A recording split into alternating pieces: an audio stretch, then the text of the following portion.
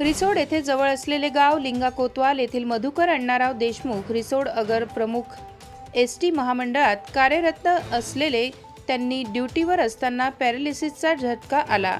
त्यानंतर त्यांना दवाखान्यात भरती केले व आजार वाढल्यामुळे त्यांना कर्ज काढावे लागले। परत त्यांच्या पायाला गँग्रीन झाल्यामुळे त्यांना वाहन चालवता येत नाही। त्यांच्या पायाची बोटे तुटली। पुढील आजारामुळे त्यांना ड्युटीहून कमी करण्यात आले। ड्युटीवर नसल्यामुळे त्यांना परिस्थितीला तोंड द्यावे लागते। त्यानंतर त्यांचे शेती नसल्यामुळे त्यांना ड्युटी सुद्धा करता येत नाही। त्यांच्या घरात त्यांची आई व पत्नी नेहमी आजारी असतात। घर खर्च कसा करावा हा त्यांना प्रश्न पडला। 10 वर्षापासून त्यांना पगार किंवा पेन्शन सुद्धा चालू नाही।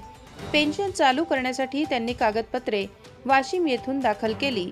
अकोला येथे कागदपत्र दाखल केले। शासनाने त्यांच्या पेन्शनचा विचार केला नाही।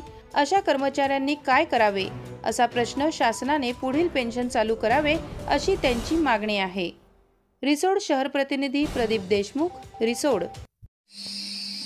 किती वर्ष झाले तुम्हाला जवळपास रिटायर व्हायले सेवानिवृत्त व्हायले?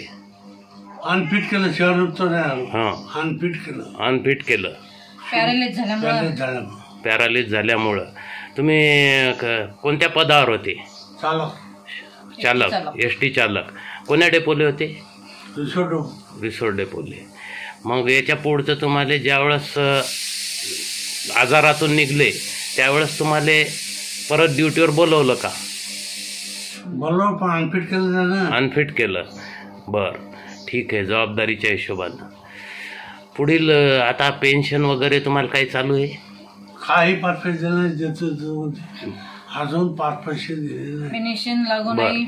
बिमार येतात, बर पॅरालिस झाला, ब्लॉक निघले, बर मेंदूचं ऑपरेशन झालं, बर पॅरालिस झाला। पॅरालिसमुळे कोणतं काही करू शकत नाही। सगळे कुटुंबाची जबाबदारी आमच्यावर।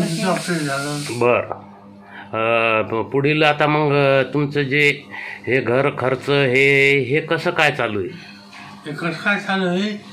पीएफच्या थोडंसं आणि शासनाकडून तुम्हाला बाकी काही मदत एसटी महामंडळाकडून काही मदत मिळाली? काहीच नाही। 6 वर्षापासून तुम्ही आतापर्यंत किती अर्जारा मारले? 6 वर्षापासून 6 वर्षापासून ऑफिसवाल्यानं कोणाही दखल घेतली नाही।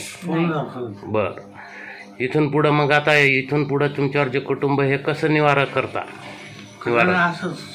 पेन्शन लागू करा, आमचं कुटुंबाचं आम्ही कसं तरी त्याच्यात भागवू। कारण आमच्या दवाखान्याचा खर्च कोणताच फ्री मध्ये नाही आम्हाला। बर शेती वगैरे?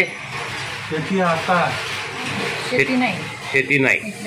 बर पुन्हा पायाचं ते गँग्रीनचं ऑपरेशन झालं। 2 लाख रुपये लागले। बर जरी लावले बर घरच्या खर्चातून। ठीक आहे। कर्ज भरण्याचे होऊन काय? बर तुमचं नाव?